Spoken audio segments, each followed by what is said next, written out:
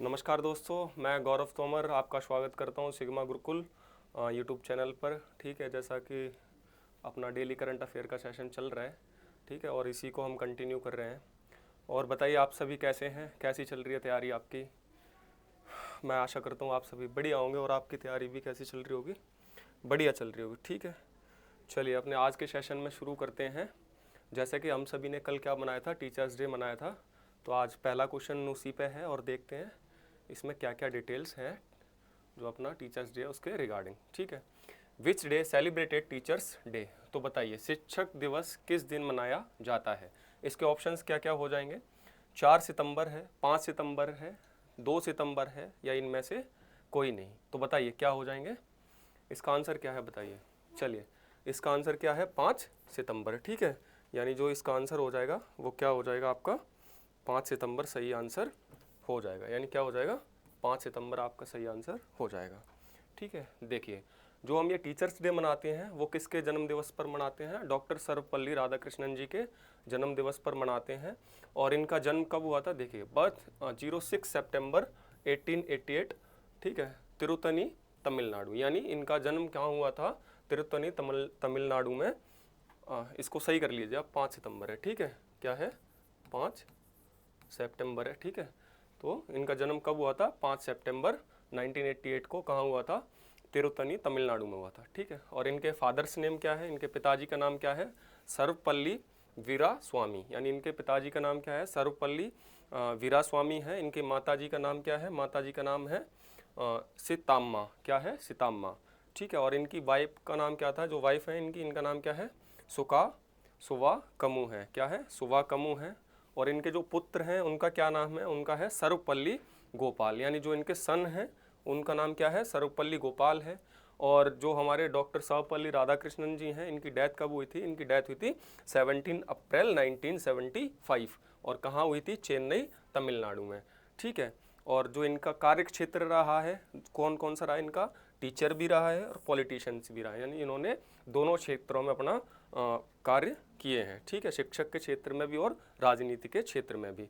और देखिए इनको भारत रत्न 1954 में क्या दिया गया था, भारत रत्न दिया गया था। और भारत रत्न पहली बार कब दिया गया था, पहली बार ही 1954 में दिया गया था। ठीक है, कब दिया गया था, भारत रत्न 1954 में दिया गया था। 3 लोगों को दिया था, उनमें से एक ये भी हैं। ठीक है, देखिए doctor Sarvepalli Radhakrishnan was the first vice president of India.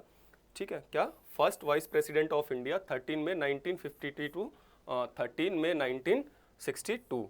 And also the second president of India, also second president of India 13 में 1962, 13 में 1967। यानी देखिए जो डॉक्टर सर्वपल्ली राधाकृष्णन जी हैं वो भारत के क्या थे, पहले उपराष्ट्रपति भी रहे हैं। इनका 2 टेन्योर रहा है, कितना, 10 साल किस पद पर रहे हैं, उपराष्ट्रपति के पद पर रहे हैं। और ये भारत के दूसरे राष्ट्रपति भी रहे हैं। ठीक है, भारत के कौन से, दूसरे नंबर के राष्ट्रपति भी रहे हैं, जिनका टेन्योर क्या था, 13 मई 1962 से 13 मई 1967 तक। यानी 5 साल तक ये भारत के राष्ट्रपति के पद पर भी कार्य कर चुके हैं। ठीक है, doctor Radhakrishnan, a great scholar of Indian culture, a great educationist, and great philosophy. Apart from being a speaker, the scientist was also a Hindu thinker. यानी जो राधाकृष्णन जी हैं भारतीय संस्कृति के ज्ञानी भी हैं। ठीक है, एक महान शिक्षाविद भी रहे हैं। ठीक है, महान दार्शनिक भी हैं, फिलोसोफर भी हैं, वक्ता होने के साथ साथ विज्ञान हिंदू विचारक भी थे। यानी ये क्या थे, विज्ञान हिंदू विचारक भी थे। ठीक है, he spent 40 years of his life as a teacher. यानी इन्होंने जो एक शिक्षक के रूप में अपने जीवन के कितने साल व्यतीत किए हैं, 40 साल इन्होंने एक शिक्षक के रूप में क्या किया है, अपने जीवन के 40 साल व्यतीत किए हैं। ठीक है, देखिए he was awarded India's highest civilian honour Bharat Ratna in the year 1954 for this outstanding contribution of education and policies by the government of India। ठीक है, यानी भारत सरकार द्वारा शिक्षा और राजनीति में, यानी देखो दोनों क्षेत्र क्या है इनके, शिक्षा है और राजनीति है, में उत्कृष्ट योगदान के लिए वर्ष 1954 में सर्वोच्च, भारत के सर्वोच्च नागरिक सम्मान भारत रत्न से सम्मानित किया गया था। यानी इनको शिक्षा और राजनीति में उत्कृष्ट योगदान के लिए 1954 में क्या दिया गया था, भारत रत्न भी दिया गया था। ठीक है। The birth anniversary of doctor Sarvepalli Radhakrishnan is celebrated as teachers day on 5 September every yearly. यानी सर्वपल्ली जी के, राधाकृष्णन जी के जन्म दिवस पर हम उसको कैसे मनाते हैं, एज अ टीचर डे मनाते हैं। ठीक है। मेजर बुक्स देखिए इन्होंने किताबें भी लिखी हैं, कौन सी हैं, द एथिक्स ऑफ वेदांता, ठीक है, कौन सी है, the ethics of Vedanta, the philosophy of Rabindranath Tagore, क्या, the philosophy of Rabindranath Tagore, my search for truth, religion and society, Indian philosophy. यानी देखिए इन्होंने कौन सी किताबें लिखी हैं, the ethics of Vedanta, the philosophy of Rabindranath Tagore, my search for truth, religion and society, Indian philosophy, ये सारी क्या हैं, इनकी बुक्स रही हैं। ठीक है। The first teachers day was celebrated in 1962 when Dr. Sarvepalli Radhakrishnan was appointed as the second president of India। यानी जो शिक्षक दिवस है वो कब से मनाया जा रहा है, शिक्षक दिवस 1962 यानी 1962 से मनाया जा रहा है, जब सर्वपल्ली राधाकृष्णन जी को क्या बनाया गया था, राष्ट्रपति के रूप में नियुक्त किया गया था। यानी जब इनको राष्ट्रपति पद पर नियुक्त किया गया था, जब इसे क्या था, इनको जो जन्म दिवस है उसको किसके रूप में मनाने लगे थे, शिक्षक दिवस के रूप में मनाने लगे थे। ठीक है। चलिए देखिए अपना अगला क्वेश्चन क्या है, आज का सेकंड नंबर क्वेश्चन है, in which city will the investor global summit be organize. ठीक है। इन्वेस्टर ग्लोबल समिट का आयोजन किस शहर में किया जा रहा है, क्या, इन्वेस्टर ग्लोबल समिट। तो देखिए इसके ऑप्शंस क्या क्या है, पटना है, देहरादून है, जयपुर है, वाराणसी है। तो बताइए इसका आंसर क्या हो जाएगा। चलिए इसका आंसर हो जाएगा देहरादून। यानी इसका सही आंसर क्या है, राइट आंसर क्या है इसका, देहरादून है। देखें, Uttarakhand chief minister Pushkar Singh Dhami launch the logo and website of investor global summit in Dehradun. Investor global summit will be held on December 8-9।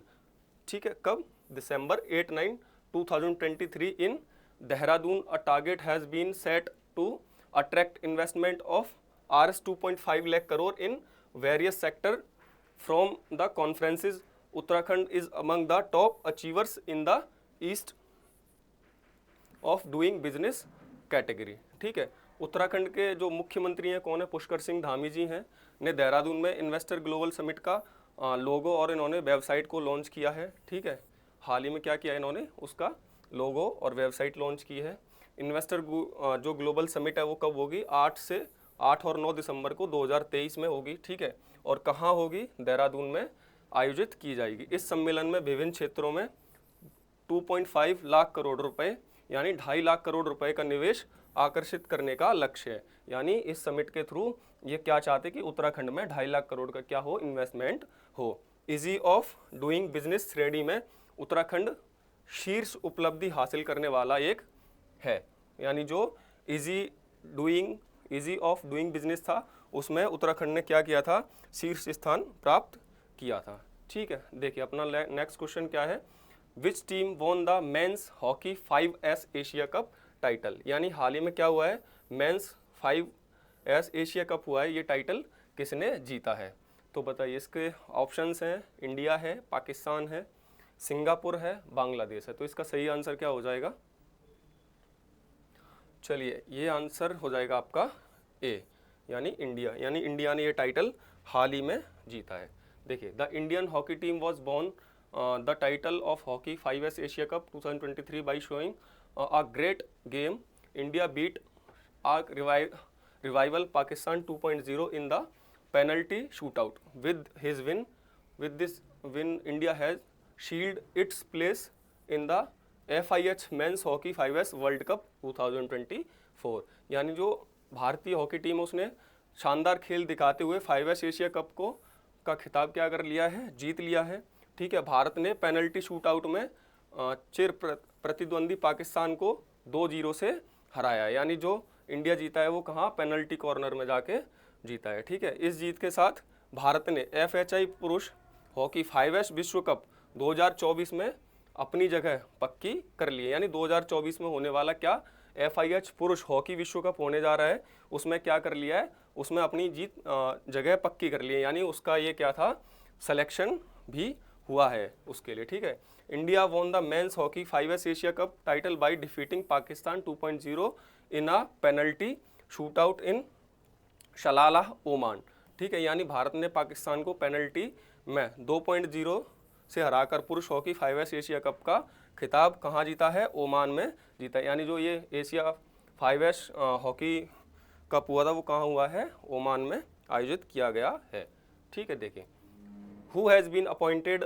As the अंतरिम managing director and CEO of Kotak Mahindra bank, यानी Kotak Mahindra bank के अंतरिम प्रबंधन निदेशक और CEO के रूप में किसे नियुक्त किया गया है, ठीक है। तो देखिए इसको ऑप्शंस क्या है, उदय कोटक है, ठीक है, यशस्वी सिन्हा है, दीपक गुप्ता है, राजीव कपूर है। तो बताइए इसका आंसर क्या हो जाएगा।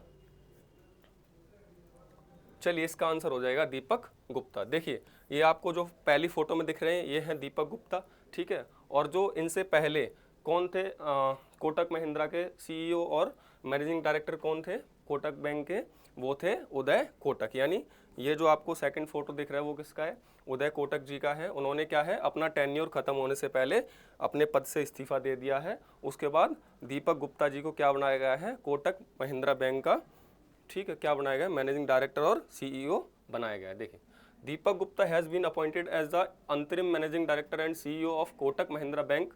उदय Kotak, managing director and CEO of Kotak Mahindra bank, resigned from the post before his tenure ends at the end of this year.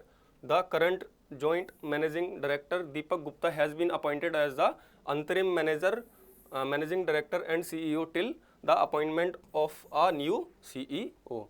यानी दीपक गुप्ता जो हैं उनको कोटक महिंद्रा बैंक का क्या अंतरिम निदेशक और CEO नियुक्त किया गया है, ठीक है। और उस किसके इन्होंने किनका पद लिया है, इन्होंने लिया है उदय कोटक जी का पद लिया है। यानी इन्होंने किसको रिप्लेस किया है, उदय कोटक जी को रिप्लेस किया है। Uday Kotak resigned as MD and CEO of Kotak Mahindra bank effective September 2023, ठीक है। यानी जो उदय कोटक ने 1 सितंबर 2023 को क्या कर दिया, अपने पद से इस्तीफा दे दिया है, ठीक है। देखिए अपना नेक्स्ट क्वेश्चन क्या है आज का, with which company has the competition commission of India approve the merge of Vistara airlines. यानी भारतीय प्रतिस्पर्धा आयोग द्वारा विस्तारा एयरलाइन का विलय किस कंपनी में करने की मंजूरी दी गई है। यानी जो विस्तारा एयरलाइंस है अब इसको किस कंपनी में मर्ज कर दिया जाएगा, ठीक है। और ये डिसीजन किसने लिया है, आपके कॉम्पिटिशन कमीशन ऑफ इंडिया ने लिया है। तो इसके ऑप्शंस क्या क्या हैं, आपका इंडिगो है, एयर इंडिया है, जेट एयरवेज है या नन है। तो बताइए इसका आंसर क्या हो जाएगा। चलिए इसका आंसर हो जाएगा आपका एयर इंडिया। यानी विस्तारा को अब किस में मर्ज कर दिया जाएगा, आपका एयर इंडिया में मर्ज कर दिया जाएगा, ठीक है। अब देखिए the competition commission of India CCI approved Vistara's merge with Air India. The CCI nod will enable the two airlines to align their networks and schedules. A complete merge is accepted by next June after receipt of all regulatory approvals, ठीक है। यानी भारतीय स्पर्धा आयोग CCI ने विस्तारा के air India के साथ विलय को मंजूरी दे दी है, ठीक है। और CCI की मंजूरी दोनों एयरलाइनों को अपने नेटवर्क और शेड्यूल को संरेखित करने में सक्षम बनाएगी, ठीक है। सभी विनियामक अनुमोदन प्राप्त होने के बाद अगले जून तक, यानी जून 2024 तक विस्तारा क्या है, पूर्ण तरीके से विलय हो जाएगी किसमें, एयर इंडिया में, ठीक है। यानी एयर इंडिया में पूर्ण विलय कब तक हो जाएगी, जून 2024 तक, यानी आने वाली अगली जून तक। देखिए competition commission of India, the competition commission of India CCI was established in March 2009, ठीक है, by government of India under the competition act 2002, ठीक है। कौन सा, competition act 2002 for the administration implementation and enforcement of the act, objectives eliminate practice having adverse effect on competition. यानी जो भारतीय प्रतिस्पर्धा आयोग है उसने क्या, भारतीय प्रतिस्पर्धा आयोग CCI की स्थापना मार्च 2009 में, ठीक है, भारत सरकार द्वारा प्रतिस्पर्धा अधिनियम 2002 के तहत प्रशासन कार्यान्वयन और अधिनियम के कार्यान्वयन के लिए की गई।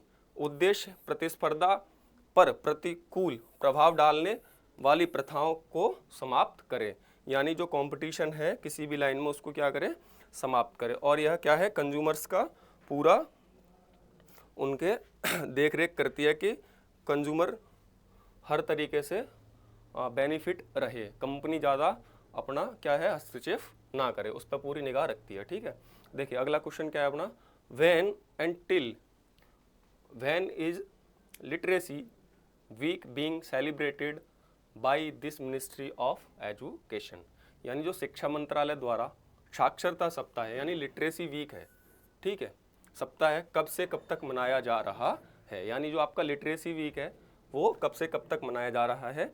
देखिए इसके ऑप्शन कहाँ क्या क्या है, सितंबर 1 to 7, ठीक है, सितंबर 1 to 8, September 3 to 10, September 5 to 11। तो बताइए इसका आंसर क्या हो जाएगा। चलिए इसका आंसर हो जाएगा 1 सितंबर से 8 सितंबर तक, यानी 1 सितंबर से 8 सितंबर तक आपका क्या मनाया जा रहा है, लिटरेसी वीक मनाया जा रहा है। ठीक है, देखिए the ministry of education in India is celebrated literacy week from September 1 to 5, 2023 to promote awareness about the ULAS new Indian literacy programme. ठीक है, the literacy week aims to encourage mass participation and include a sense of responsibility among all citizens in achieving complete literacy in India। यानी जो भारत में शिक्षा मंत्रालय है उन्होंने क्या भी स्कीम चलाई है, उल्लास स्कीम चलाई है। ठीक है, उल्लास न्यू इंडिया साक्षरता कार्यक्रम के बारे में जागरूकता को बढ़ावा देने के लिए 1 से 8 सितंबर तक क्या 2023 में क्या मनाया जा रहा है, साक्षरता सप्ताह मनाया जा रहा है। ठीक है, साक्षरता सप्ताह का उद्देश्य भारत में पूर्ण साक्षरता प्राप्त करने के लिए बड़े पैमाने पर भागीदारी को प्रोत्साहन करना और सभी नागरिकों के बीच जिम्मेदारी की भावना पैदा करना, यानी जो एजुकेशन है, बच्चों को एजुकेशन दिलाना है, वो क्या है, वो भी एक जिम्मेदारी है, उसकी भावना पैदा करने के लिए ये प्रोग्राम चलाया जा रहा है। ठीक है, UNESCO will celebrate international literacy day on 8 September 2023 under the programme literacy of a world in transition building the foundation of sustainable and peaceful society. यानी जो यूनेस्को है वो 8 सितंबर 2023 को क्या मना रहा है, अपना वर्ल्ड लिटरेसी डे मना रहा है। कब मना रहा है, 8 सितंबर 2023 को। ठीक है, को संक्रमण में दुनिया के लिए साक्षरता को बढ़ावा देने, टिकाऊ और शांतिपूर्ण समाज के लिए नींव का निर्माण करना है। यानी इसकी जो थीम क्या है वो है promoting literacy for a world in transition building the foundation of sustainable and peaceful society. ठीक है, और इसकी थीम क्या रखी गई है, ये रखी गई है। और वर्ल्ड लिटरेसी डे कब मनाया जा रहा है, 8 सितंबर 2023 को यूनेस्को द्वारा मनाया जा रहा है। ठीक है, as per the recommendations of the education policy 2020 the government of India launch a centrally sponsored scheme called new India literacy programme popularly known as ULLAS, understanding of lifelong learning of all in society for a period of 5 years from 2022 to 2027। यानी जो हाल ही में राष्ट्रीय शिक्षा नीति आई थी 2020 में कि उसकी सिफारिश के अनुसार भारत सरकार ने 2022 से 2027 तक यानी 5 साल की अवधि के लिए क्या न्यू इंडिया लिटरेसी प्रोग्राम नामक एक केंद्र प्रायोजित योजना शुरू की है, जिसमें लोकप्रिय रूप से उल्लास, यानी उसका नाम क्या रखा गया, उल्लास, समाज में सभी के लिए जीवन भर सीखने की समझ के रूप में जाना जाता है। यानी अपने समाज को कैसे कि जीवन भर सीखने के लिए क्या करना है, प्रेरित करना है। ठीक है, और जागरूकता फैलानी है। तो देखिए अपना अगला क्वेश्चन क्या है, farmer veteran cricketer Heath streak passed away recently, he was the former cricketer of which country. यानी जो पूर्व दिग्गज क्रिकेटर कौन, हीथ स्ट्रीक का हाल ही में निधन हो गया है, वह किस देश के पूर्व क्रिकेटर थे। तो इसके ऑप्शंस क्या हो जाएंगे आपके, केन्या है, साउथ अफ्रीका है, इंग्लैंड है, जिम्बाब्वे है। तो बताइए इसका आंसर क्या हो जाएगा।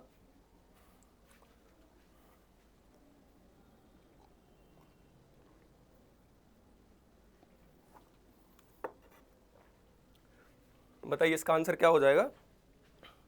चलिए इसका आंसर हो जाएगा जिम्बाब्वे, ठीक है। यानी जो स्टीक हीथ स्टीक है वो किस देश के हैं, जिम्बाब्वे के हैं। Former Zimbabwe cricketer Heath Streak has passed away at the age of 49। Heath Streak played 65 tests and 189 ODIs in his international career for Zimbabwe. He made his international debut in November 1993. He took 216 wickets while bowling in 101 inning of test. His death was informed by his wife नादिन, ठीक है। यानी जो Zimbabwe के पूर्व cricketer थे कौन थे, Heath स्टीक थे, उनका कितने में 49 साल की उम्र में क्या हो गया है, निधन हो गया है, ठीक है। हीथ स्टीक जिम्बाब्वे के लिए अपने अंतर्राष्ट्रीय करियर में 65 टेस्ट खेले हैं, ठीक है, 189 वनडे खेले हैं। उन्होंने नवंबर 1993 में अपना क्या किया था, अंतर्राष्ट्रीय डेब्यू किया था यानी 1993 में अंतर्राष्ट्रीय क्रिकेट खेलना शुरू किया था, ठीक है। उन्होंने टेस्ट की 102 पारियों में गेंदबाजी करते हुए कितने 216 विकेट लिए, ठीक है। और उनकी जो मौत की जानकारी है वो किसने दी है, उनकी पत्नी नादिन ने दी है, ठीक है। यानी जो उनकी डेथ की न्यूज़ थी वो किसने दी है, नादिन ने दी है। चलिए अपना अगला क्वेश्चन क्या है, who has appointed as principal directorate general of All India Radio and news service division. यानी आकाशवाणी और समाचार सेवा प्रभाग के प्रधान महानिदेशक के रूप में किसे नियुक्त किया गया है। तो देखिए इसके ऑप्शंस क्या क्या हैं, डॉक्टर वसुधा गुप्ता हैं, विनय कुमार हैं, संजीव सिन्हा हैं, या इनमें से कोई नहीं। तो इसका आंसर क्या हो जाएगा बताइए। चलिए इसका आंसर हो जाएगा आपका डॉक्टर वसुधा गुप्ता। यानी हाल ही में किसको नियुक्त किया गया है, डॉक्टर वसुधा गुप्ता को ऑल इंडिया रेडियो का क्या प्रिंसिपल डायरेक्टर जनरल नियुक्त किया गया है, ठीक है। देखिए senior Indian information service officer doctor Vasudha Gupta has been appointed as principal director general of All India Radio and All India Radio news service division. यानी भारतीय सूचना सेवा की वरिष्ठ अधिकारी डॉक्टर वसुधा गुप्ता को प्राचार्य नियुक्त किया गया है। ऑल इंडिया रेडियो और ऑल इंडिया रेडियो समाचार सेवा प्रभाग के महानिदेशक के रूप में क्या किया गया, इनको नियुक्त किया गया है, ठीक है। Prior to this doctor Vasudha Gupta was working as directorate general in All India Radio. यानी पहले से ही जो डॉक्टर वसुधा गुप्ता जी हैं वो अखिल भारतीय रेडियो महानिदेशक के पद पर क्या कर रही थी, कार्य कर रही थी, ठीक है। और 1989 batch officer doctor Vasudha Gupta has serve in various capacities in the ministry of information and broadcasting. यानी 1987 बैच की ये क्या रही हैं, अधिकारी रही हैं। यानी जो इन्होंने ज्वाइन किया था ऑल इंडिया रेडियो को कब किया था, 1989 में ज्वाइन किया था, ठीक है। डॉक्टर वसुधा गुप्ता ने विभिन्न पदों पर सूचना एवं प्रसारण मंत्रालय में क्या किया है, अपना कार्य किया है, ठीक है। He has also serve as directorate general of the Press Information Bureau. यानी ये क्या रही हैं, PIB की भी क्या रही हैं, महानिदेशक के रूप में भी इन्होंने काम किया है, ठीक है। यानी जो प्रेस सूचना ब्यूरो है उसके भी महानिदेशक के रूप में क्या किया है, इन्होंने कार्य किया है। देखिए who unveiled the 12 feet tall statue of Mahatma Gandhi at Rajghat. देखिए राजघाट पर किसके द्वारा महात्मा गांधी की 12 फीट ऊंची प्रतिमा का अनावरण किया गया है। तो बताइए इसके ऑप्शंस क्या क्या हैं, नरेंद्र मोदी हैं, जयदीप धनखड़ हैं, द्रौपदी मुर्मू हैं और निर्मला सीतारमण जी हैं। तो बताइए, देखिए ये आपकी कौन है, ये आपकी फाइनेंस मिनिस्टर है, कौन है,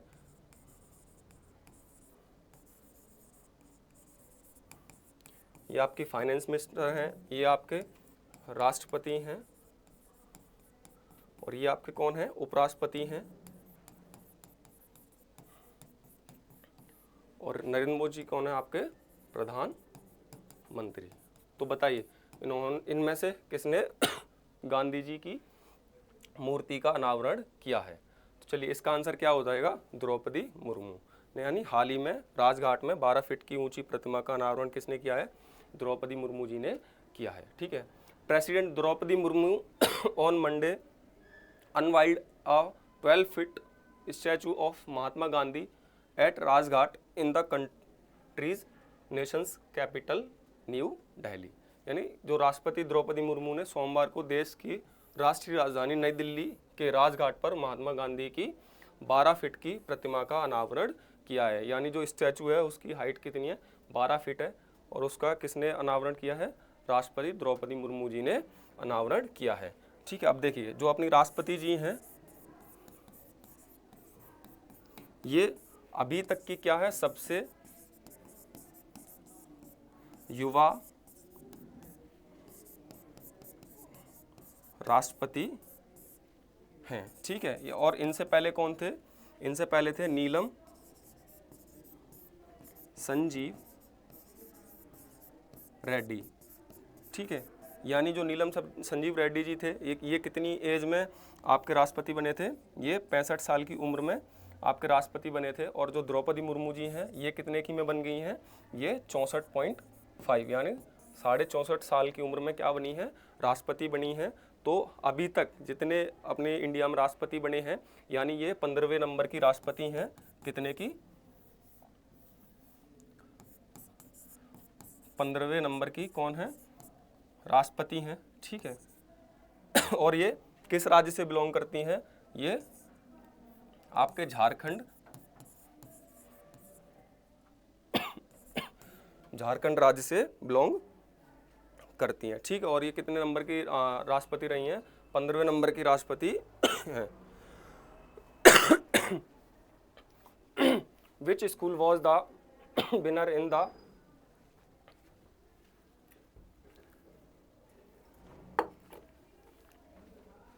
गला थोड़ा सा खराब है। Which school was the winner in the 33 national youth parliament competition 2022-2023। यानी 13वीं राष्ट्रीय युवा संसद प्रतियोगिता 2022-2023 में कौन सा स्कूल विजेता रहा है। तो देखिए आपके ऑप्शंस क्या क्या हैं। केंद्रीय विद्यालय नंबर 1 छिंदवाड़ा, यानी ये कहाँ है आपका, एमपी में है। छिंदवाड़ा कहाँ पड़ता है आपका, एमपी में पड़ता है। ठीक है, केंद्रीय विद्यालय भोपाल, केंद्रीय विद्यालय न्यू दिल्ली, केंद्रीय विद्यालय बेंगलोर। तो बताइए ये प्रतियोगिता है कौन सी है, नेशनल यूथ पार्लियामेंट कंपटीशन है, किसने जीती है। तो देखिए ये जीती आपकी केंद्रीय विद्यालय नंबर 1 छिंदवाड़ा, कहाँ, एमपी, इसने जीता है। देखिए union minister Arjun Ram Meghwal gave away prizes to the winners of the 33 youth parliament competition 2022-2023। यानी केंद्रीय मंत्री अर्जुन राम वाघेला ने 33वीं राष्ट्रीय युवा संसद प्रतियोगिता 2022-23 के विजेताओं को क्या किया है, पुरस्कार दिए हैं। ठीक है, Kendriya Vidyalaya number 1 Chhindwara Madhya Pradesh state was the winner at the national level in the competition for which Kendriya Vidyalaya number 1 Chhindwara has been awarded the Nehru running shield. यानी प्रतियोगिता में राष्ट्रीय स्तर पर केंद्रीय विद्यालय क्रमांक 1 छिंदवाड़ा एमपी राज्य कौन रहा है, विजेता रहा है, जिसके लिए केंद्रीय विद्यालय क्रमांक 1 छिंदवाड़ा को नेहरू रनिंग शील्ड से क्या किया गया है, सम्मानित किया गया है। ठीक है, अवार्ड वर गिवन टू 4 केंद्रीय विद्यालय eight zonal level and 20 Kendriya Vidyalaya have been awarded at the regional level. यानी जोनल स्तर पर कितने केंद्रीय विद्यालयों को अवार्ड दिया गया है, 4 को दिया गया है। ठीक है, पुरस्कार दिया गया, और 20 केंद्रीय विद्यालय ऐसे हैं जो कौन से हैं, क्षेत्रीय स्तर पर पुरस्कार मिला है। ठीक है, यानी जोनल लेवल पर 4 को दिया है और क्षेत्रीय लेवल पर कितने को मिला है, 20 को पुरस्कार मिला है। ठीक है, the competition was conducted among 150 केंद्रीय विद्यालय ऑफ केंद्रीय विद्यालय संगठन। यानी यह प्रतियोगिता केंद्रीय विद्यालय के 150 केंद्रीय विद्यालयों के बीच आयोजित की गई थी।